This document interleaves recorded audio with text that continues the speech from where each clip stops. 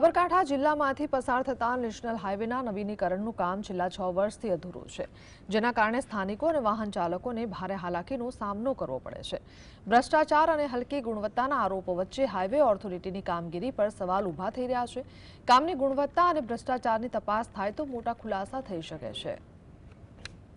સાબરકાંઠા જિલ્લામાંથી પસાર થતા નેશનલ હાઈવે 48ના નવીનીકરણના કામને લઈને છેલ્લા 6 વર્ષથી વાહન ચાલકો, રાહદારીઓ અને સ્થાનિકો ભારે હાલાકીનો સામનો કરી રહ્યા છે।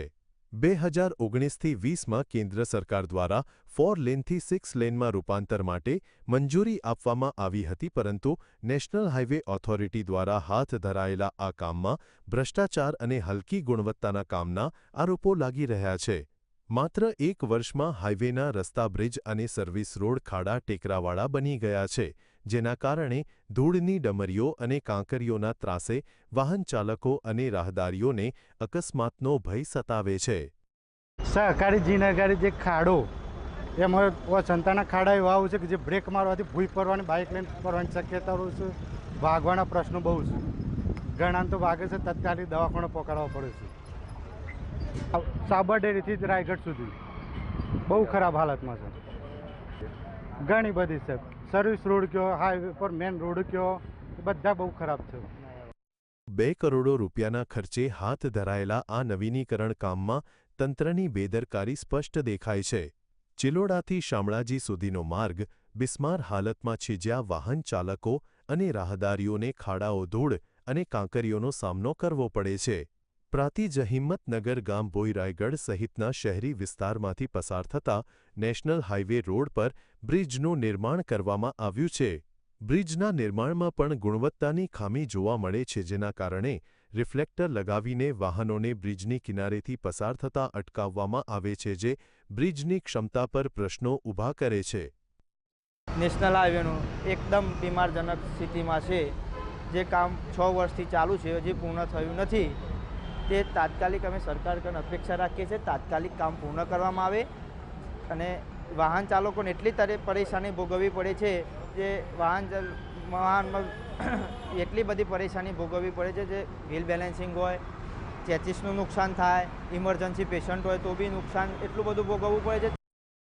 બિસ્માર રસ્તાઓના કારણે સ્થાનિક વેપારીઓ, ખાસ કરીને હોટલ અને નાસ્તા કેન્દ્રોને ધૂળ અને કાંકરીઓના કારણે ભારે નુકસાન થઈ રહ્યું છે। ધૂળની ડમરીઓને નિયંત્રિત કરવા સ્થાનિક તંત્ર દ્વારા સર્વિસ રોડ પર પાણીનો છંટકાવ કરવામાં આવે છે, પરંતુ આ ઉકેલ અસ્થાયી છે। નબળી કામગીરીના કારણે, ભ્રષ્ટાચારયુક્ત કામગીરીના કારણે પબ્લિક ખૂબ હેરાન થઈ રહી છે અને સરકારના દ્વારા જે એજન્સીઓને કામ આપવામાં આવ્યું છે એમાં મોટાપાયે ભ્રષ્ટાચાર થયો હોય એવું લાગે છે। હવે સરકાર આની તપાસ કેમ કરતી નથી? સરકારના જનતાના પ્રશ્નો કરતાં એમના જશ્નોમાં વધારે રસ હોય એવું દેખાઈ રહ્યું છે।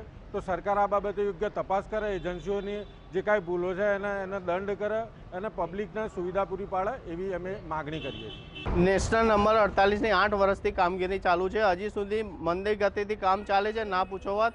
અને એટલી માટી, એટલી ધૂળ ઉડે છે અને એટલી કાંકરા ઉડે છે।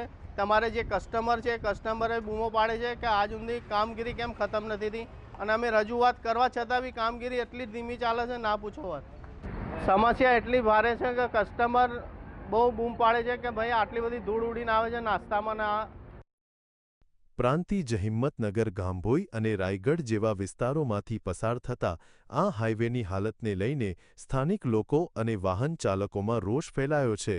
ખરાબ રસ્તાઓને કારણે ચાલવું પણ મુશ્કેલ બન્યું છે અને વાહનોના ટાયરમાંથી ઉડતી કાંકરીઓથી અકસ્માતો ઉપરાંત વાહનોના કાચને પણ નુકસાન થઈ રહ્યું છે।